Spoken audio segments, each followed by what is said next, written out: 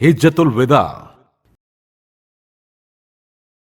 جب اسلام کی روحانی برکتیں ابر رحمت کی طرح تمام عالم پر چھا گئیں اور خدا کے احکام بندوں تک پہنچ گئے، کفر کی تاریکی دور ہو کر دنیا میں توحید کا اجالا چار سو پھیل گیا، تو حضرت رسول خدا صلی اللہ علیہ وآلہ وسلم نے آخری حج کا ارادہ کیا۔ جب مسلمانوں کو اس کی خبر ملی تو آن حضرت صلی اللہ علیہ وآلہ وسلم کے ساتھ اس فریضے کو ادا کرنے کے لیے شوق میں گروہ کے گروہ ہر طرف سے آنے شروع ہو گئے۔ ماہ ذی-القعدہ کی 25ویں تاریخ کو آپ صلی اللہ علیہ وآلہ وسلم ہزاروں مسلمانوں کے ساتھ مکہ معظمہ کی طرف روانہ ہوئے اور 9-10 دن سفر کرنے کے بعد وہاں پہنچ گئے۔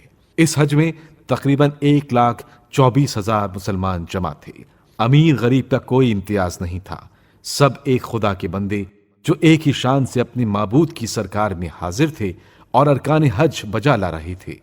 8 ذوالحجہ کو غروب آفتاب کے وقت رسول اکرم صلی اللہ علیہ وآلہ وسلم مسلمانوں کے ساتھ منی کی طرف روانہ ہوئے اور رات وہیں بسر کی، اور 9 ذوالحجہ کی صبح عرفات کی طرف روانہ ہوئے۔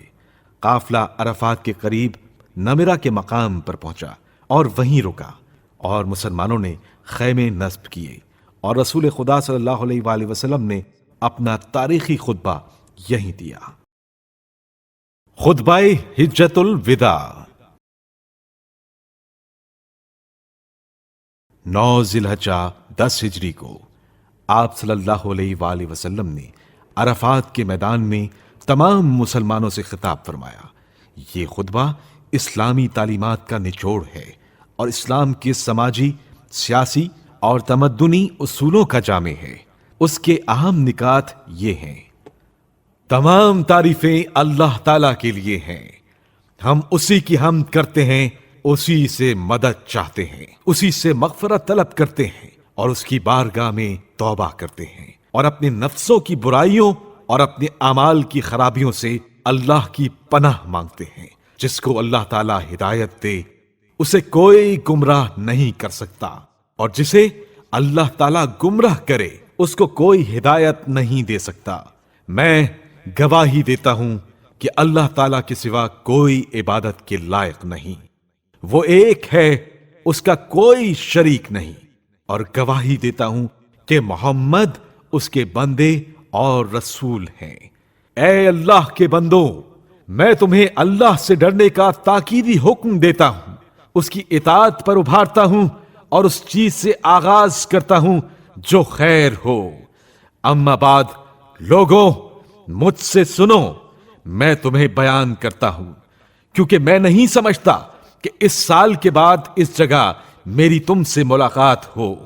لوگوں، یقیناً تمہارے خون، تمہارے مال اور تمہاری عزت تمہارے لیے قابل احترام ہے، یہاں تک کہ تم اپنے پروردگار سے جا ملو، جیسے تمہارا آج کا دن تمہارے اس مہینے میں، تمہارے اس شہر میں قابل احترام ہے۔ آگاہ ہو جاؤ، کیا میں نے پیغام حق پہنچا دیا؟ اے اللہ، تو گواہ رہے۔ جس شخص کے پاس کوئی امانت ہو وہ اس شخص کو ادا کر دے جس نے اس کے پاس امانت رکھوائی ہو۔ جاہلیت کا سارا سود معاف ہے، اور پہلا سود جس کو میں کالعدم قرار دیتا ہوں عباس ابن عبد المطلب کا سود ہے۔ یقیناً جاہلیت کا خون معاف ہے، اور پہلا خون جسے میں ساقط کر رہا ہوں عامر ابن ربیعہ ابن حارث ابن عبد المطلب کا خون ہے۔ بے شک جاہلیت کے منصب و عہدے ختم کیے جاتے ہیں سوائے خانہ کعبہ کی رکھوالی اور حجاج کو پانی پلانے کے۔ قتل عمد پر قصاص ہے۔ شبہ عمد وہ ہے جس میں لاٹھی یا پتھر سے موت واقع ہو، اس میں بطور خون بہا 100 اونٹ ہیں۔ جو شخص اس سے زیادہ کا مطالبہ کرے وہ جاہلیت والوں میں سے ہے۔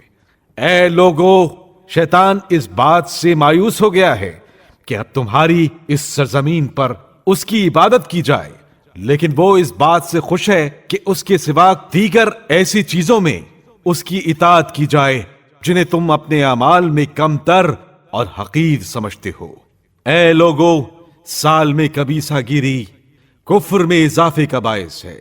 کفار اس کے ذریعے مزید بھٹکائے جاتے ہیں، اور وہ اس کو 1 سال حلال قرار دیتے ہیں، اور دوسرے سال حرام قرار دیتے ہیں تاکہ ان مہینوں کی تعداد پوری کریں جنہیں اللہ تعالیٰ نے قابل حرمت بنایا ہے۔ یقیناً زمانہ گھوم کر اس حالت پر آ گیا ہے جیسا اس دن تھا جس دن اللہ تعالیٰ نے آسمانوں اور زمین کو پیدا فرمایا۔ بے شک اللہ تعالیٰ کے پاس مہینوں کی تعداد اللہ کی کتاب میں 12 ہے جس دن اس نے آسمانوں اور زمین کو پیدا فرمایا۔